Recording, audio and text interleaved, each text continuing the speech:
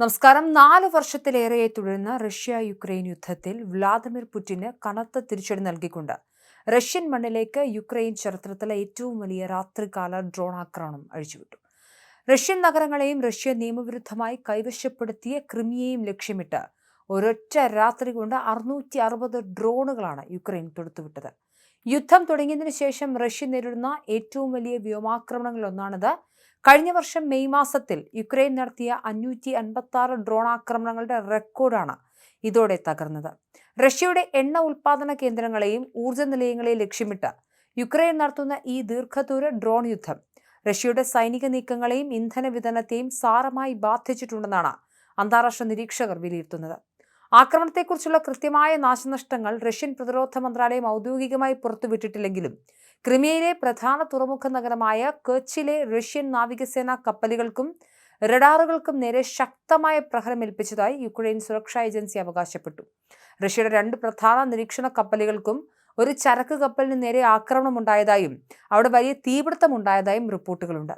അമേരിക്കയുടെ നേതൃത്വത്തിൽ നടന്ന സമാധാന ചർച്ചകൾ പരാജയപ്പെട്ടതിനെ തുടർന്ന് യുദ്ധം അവസാനിപ്പിക്കാൻ റഷ്യയെ നിർബന്ധിതരാക്കാൻ 40 ദിവസത്തെ ശക്തമായ ആക്രമണ പരിപാടിക്ക് യുക്രൈൻ പ്രസിഡന്റ് വ്ളാദിമിർ സെലൻസ്കി ഉത്തരവിട്ടിരുന്നു. ഇതിന് തൊട്ടു പിന്നാലെയാണ് റഷ്യയെ നടുക്കിയ ഈ വൻ വ്യോമാക്രമണമുണ്ടായത്. അടുത്തിടെ നടന്ന G7 ഉച്ചകോടിയിൽ US പ്രസിഡന്റ് ഡൊണാൾഡ് ട്രംപ് ഉൾപ്പെടെയുള്ള ലോക നേതാക്കൾ നൽകിയ പിന്തുണയും സഹായ വാഗ്ദാനങ്ങളും പുടിനെ ചർച്ചാമേശയിലേക്ക് കൊണ്ടുവരാൻ സഹായിക്കുമെന്ന് സെലൻസ്കി പ്രത്യാശ പ്രകടിപ്പിച്ചിരുന്നു. റഷ്യയുടെ തലസ്ഥാനമായ മോസ്കോ ലക്ഷ്യമാക്കി പറന്ന 47 ഡ്രോണുകൾ വെടിവെച്ചിട്ടതായി മോസ്കോ മേയറും അറിയിച്ചു. എന്നാൽ മോസ്കോയ്ക്ക് തെക്കുള്ള തുല മേഖലയിൽ ഉണ്ടായ ആക്രമണത്തിൽ വീടുകൾക്ക് കേടുപാടുകൾ സംഭവിക്കുകയും ഒരു സ്ത്രീക്ക് പരിക്കേൽക്കുകയും ചെയ്തു.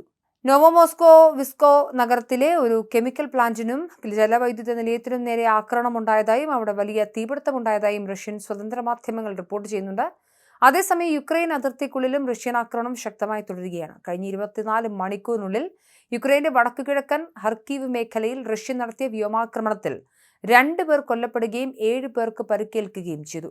റഷ്യ തൊടുത്തുവിട്ട 189 ഡ്രോണുകളിൽ 174 എണ്ണവും തകർക്കാൻ യുക്രൈൻ പ്രതിരോധ സേനയ്ക്ക് കഴിഞ്ഞെങ്കിലും റഷ്യയുടെ 4 ഇസ്കന്ദർ ബാലിസ്റ്റിക് മിസൈലുകൾ വ്യോമ പ്രതിരോധ സംവിധാനങ്ങളെ മറികടന്ന് യുക്രൈനിൽ പതിച്ചു.